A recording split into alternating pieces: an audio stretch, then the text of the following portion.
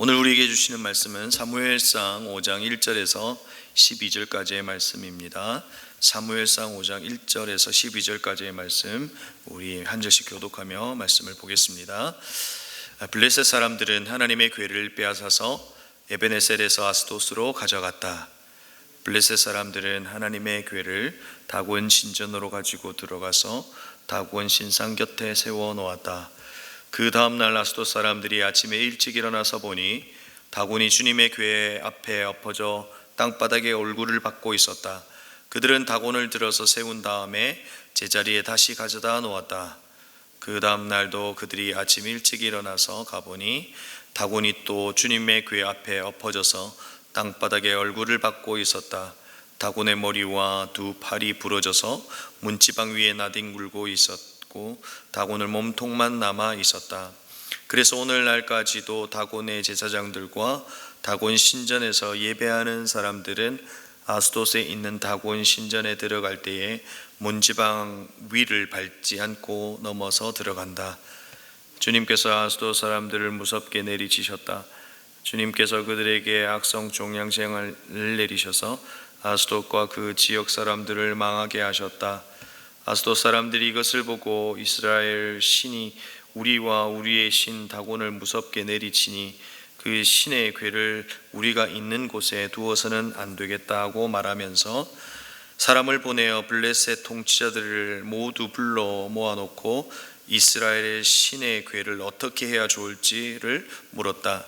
블레셋 통치자들이 이스라엘 신의 궤를 가드로 옮기자고 하였으므로 아스돗 사람들은 이스라엘의 신의 궤를 가드로 옮겼다.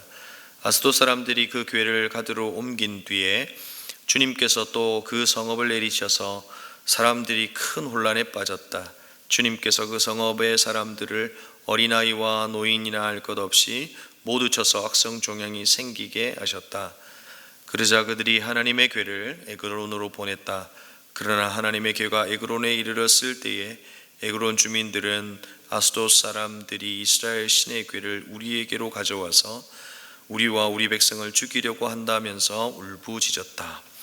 그래서 그들은 또 사람들을 보내어 블레셋 통치자들을 모두 불러 모아놓고 이스라엘의 신의 궤를 돌려보내어 그 있던 자리로 돌아가게 하고 우리와 우리 백성이 죽지 않게 해주시오 하고 요청하였다. 하나님이 거기에 그들을 그렇게 무섭게 내리치셨기 때문에 온 성읍 사람들이 죽을 지경에 이르러 큰 혼란에 빠졌다. 죽지 않는 사람들은 악성 종양이 생겨서 온 성읍에서 비명소리에 사무쳤다. 아멘. 여러분, 지금은 이런 질문들을 하지는 않지만 제가 어릴 적에 이런 질문들 참 많이 받았던 것 같습니다. 집에 가훈이 뭐냐? 하는 질문도 있었고요. 아주 가끔은 집에 가보가 있냐? 이런 질문도 받아본 기억이 있습니다. 저희 집에도 가보가와 같은 것이 있습니다. 사실 아무도 중요하게 생각하지 않지만 저희 할머니께서는 늘 중요하게 생각하시고 이 보자기에 싸서 보관해 두었던 것이 있습니다. 이것이 성경이었으면 좋겠지만 성경은 아니고요. 이 조선 말기 왕의 이 도장, 그러니까 옥새가 찍힌 이 책과 같은 겁니다. 이 왕에게 이렇게 효부상을 받았는데요. 그 내용과 옥새가 찍힌 그 책을 그렇게 간직하시고 소중하게 생각하시더라는 것이죠. 이처럼 우리에게도 이 가보는 아니지만 정말 중요하게 생각하는 물건이나 이런 것들이 있을 겁니다. 이스라엘 백성들에게도 가장 중요하게 생각한 것들이 있었습니다. 그들의 정신세계를 지배할 만큼 중요하게 생각한 것이 있습니다. 그 대표적인 것이 이스라엘에게 있어서는 바로 성전이었을 것이고, 그리고 언약궤가 아닐까 하는 생각을 해봅니다. 그런데 여러분, 그 언약궤가 지금 빼앗겨져 버렸습니다. 사무엘상의 시작이 여러분 부림으로 시작합니다. 이 부림을 통해서 당시 이스라엘의 모습을 이야기하고 있는 겁니다. 당시 이스라엘의 영적인 상태를 이야기하고 있는 겁니다. 영적인 눈이 어두워져 있고 각기 자기의 소견에 옳은 대로 살아가는 그 시대상을 이야기하고 있는 거죠. 그런데 여러분, 가장 영적이고 깨어 있어야 할 엘리 제사장 또한 어떻습니까? 하나님의 음성을 분별하지 못하고 영적으로 비대해져 있습니다. 그의 아들들의 모습은 더 형편없습니다. 당시 신앙의 상태와 하나님 없이 살아가는 그 시대의 모습을 보여주고 있는 것입니다.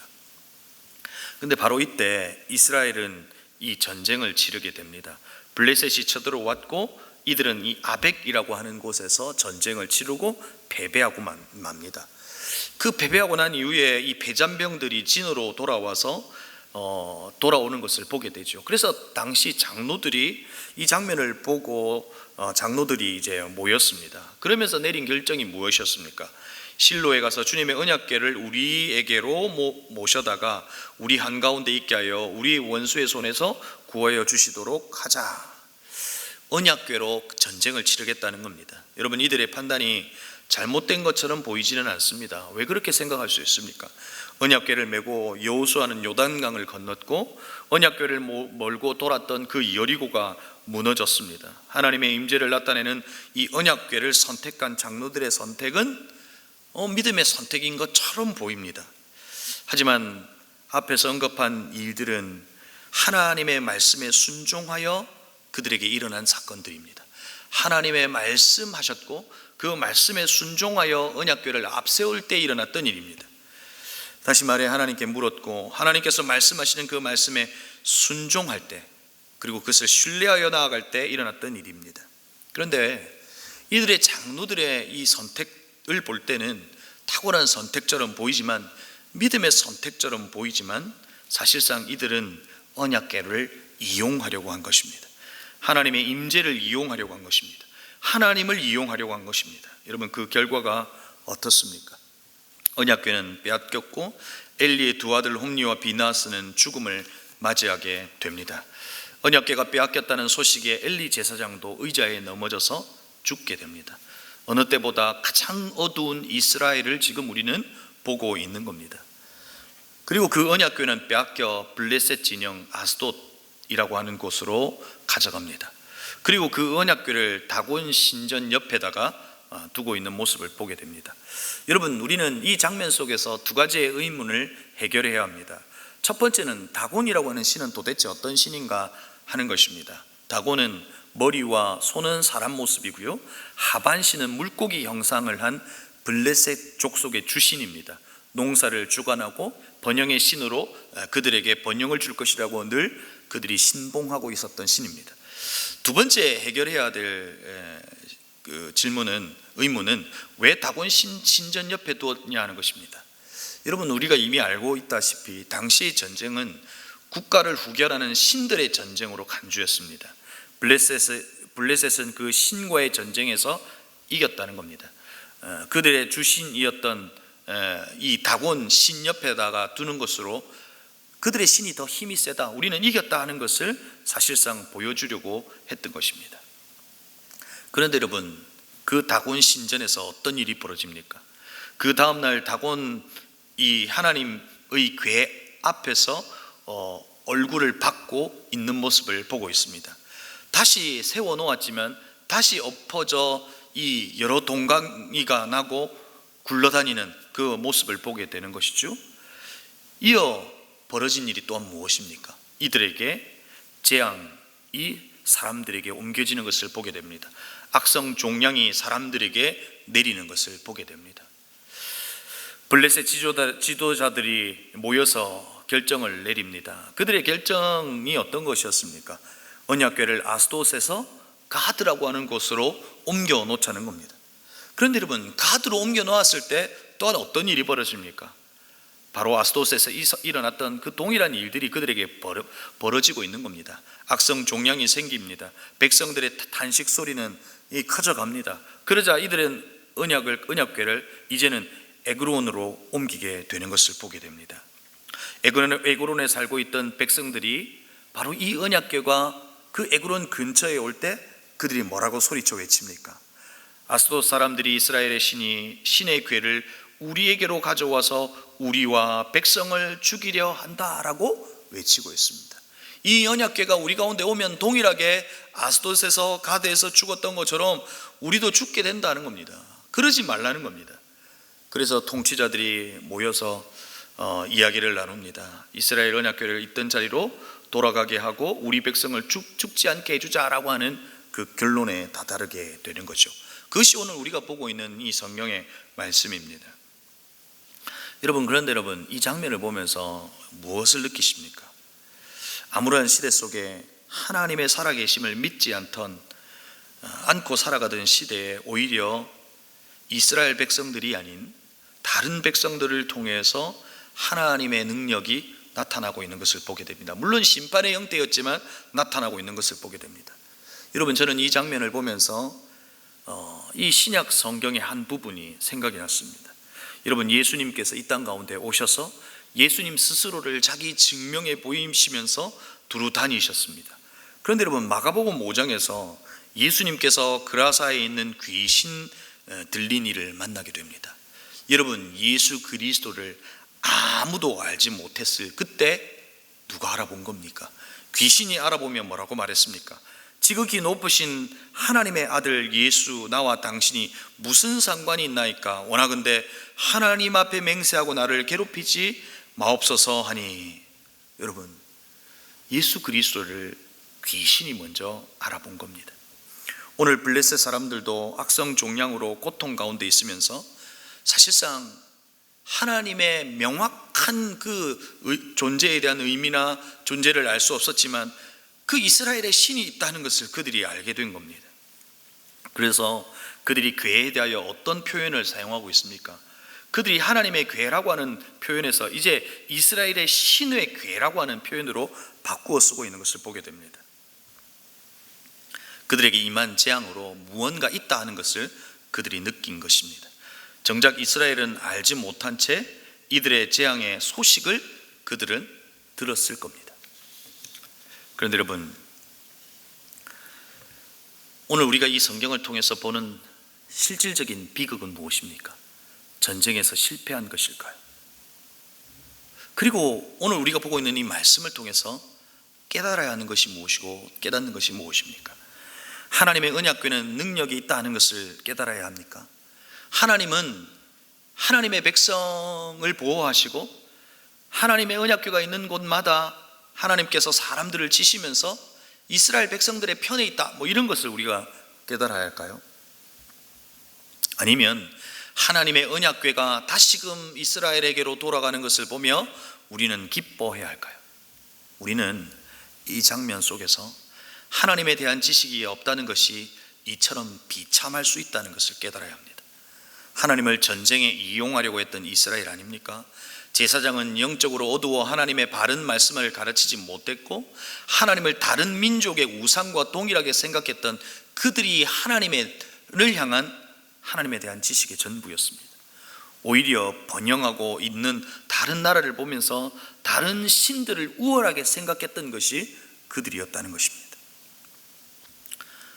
여러분, 이스라엘에게도 그리고 저와 여러분에게도 비극인 것이 무엇입니까? 우리에게 하나님의 어떤 역사가 일어나지 않는 것이 비극이 아니라 하나님에 대한 지식이 이와 같을 때라는 것입니다. 하나님은 하나님을 블레셋에게 나타내 보이시며 이스라엘에게 말씀하고 계시는지도 모릅니다. 제임스 패크가 쓴 하나님을 아는 지식이라고 하는 그 책을 읽으면서 마음에 와닿았던 부분이 있습니다. 그는 하나님에 대한 지식과 하나님을 아는 지식의 차이를 이야기합니다. 여러분, 이스라엘에게 있어서 무엇은 있었습니까? 하나님에 대한 지식은 있었는지 모릅니다. 대대손손 이어지면서 하나님은 이와 같은 분이시라고 하는 하나님에 대한 지식은 있었는지도 모릅니다. 그래서 그는 하나님에 대한 지식으로 언약궤를 가져와 전쟁을 치르려 했는지도 모릅니다. 그렇지만 그들은 하나님을 아는 지식이 사라져버린 겁니다. 여러분, 하나님을 아는 지식은 무엇입니까? 하나님과 나 사이의 깊은 관계 속에서 생기는 지식입니다. 하나님과의 친밀한 관계 속에서 하나님께서 자신을 드러내시고 그 깊은 관계 속에서 깨닫게 되는 하나님의 지식이라는 것입니다. 그렇게 알게 된 하나님을 아는 지식은 오늘 우리의 신앙을 결정합니다. 오늘 우리의 판단을 결정합니다. 오늘 우리에게 벌어지는 수많은 일들에 대하여 실망하지 않고 하나님을 아는 지식만큼 판단하게 되어 있다는 겁니다. 이스라엘은 바로 이 하나님을 아는 지식이 없었던 겁니다. 이것이 이스라엘에게 가장 큰 비극입니다. 그리고 나서 역사는 흘러 다윗 왕까지 이르게 되죠. 다윗 왕을 통해서 뭘 알려주는 겁니까? 하나님을 아는 지식의 풍성한 그 왕의 이야기를 통해서 하나님을 알아가는 것, 그리고 하나님을 아는 것이 가장 큰 축복인 것을 이야기하고 있는 겁니다. 사랑하는 성도 여러분, 오늘 여러분이 오늘 이 말씀을 보면서 이스라엘에게 일어났던 그 일들을 보면서 우리는 이스라엘에게 손가락질하는 것이 아니라 오늘 우리를 돌아보아야 합니다. 우리는 하나님에 대한 지식이 있을지 모릅니다. 누군가에게 들어왔던 하나님에 대한 지식은 있을지 모릅니다. 그러나 하나님께서 오늘 우리에게 요구하시는 것은 하나님을 아는 지식이 충만했으면 좋겠다는 겁니다. 하나님을 아는 지식의 크기만큼 살아낼 수 있고, 하나님을 아는 지식만큼 우리는 이 땅에서 믿음으로 살아낼 수 있기에 그렇다는 겁니다. 사랑하는 성도 여러분, 오늘 새벽에 이곳에 나오셨다면 하나님을 아는 지식으로, 하나님에 대한 지식으로 끝나는 것이 아니라 오늘 그 하나님을 만나시고 하나님을 아는 지식으로 충만하여져서 오늘을 살아내고 그리고 내일을 기대하는 우리 믿음의 성도님들이 되기를 주님의 이름으로 축복합니다. 기도하시겠습니다. 우리 시간 말씀을 기억하며 기도하십시다. 여러분, 이스라엘의 비극은 하나님의 어떤 역사가 일어나지 않는 것이 비극이 아닙니다. 하나님을 알지 못했다는 겁니다. 마치 부리만 한나처럼 하나님을 알지 못한 채 살아가는 이들이 비극이라는 겁니다. 그들에게 번영이 있어도 하나님을 알지 못한다면 그들에게 비극이라는 겁니다. 우리에게도 동일합니다. 하나님에 대한 지식은 있을 수 있으나 하나님이 원하시는 것은 하나님과 나 사이의 깊은 관계 속에서 일어나는 하나님을 아는 지식입니다. 하나님을 알게 해주시고 하나님을 아는 만큼 살아낼 때 그 속에서 정말 하나님을 만나게 하시고 하나님의 역사를 보게 해달라고 말씀을 기억하며 기도하십시다. 특별히 추석 명절입니다. 그리고 연휴를 보냅니다. 가족들을 위해서 이 시간 기도하시고, 혹시나 믿지 않는 가족들이 있다면 복음의 역사가 이 명절을 통해서 일어날 수 있도록 우리 기도했으면 좋겠고요. 마지막으로 내일은 주일입니다. 하나님께서 그 예배를 통하여 하나님의 임재가 있게 하시고 하나님을 아는 지식이 풍성해지는 우리의 모든 예배가 되게 하여 주옵소서라고 이 세 가지의 기도의 제목과 여러분이 가져오신 기도의 제목으로 이 시간 합심으로 함께 기도하시겠습니다.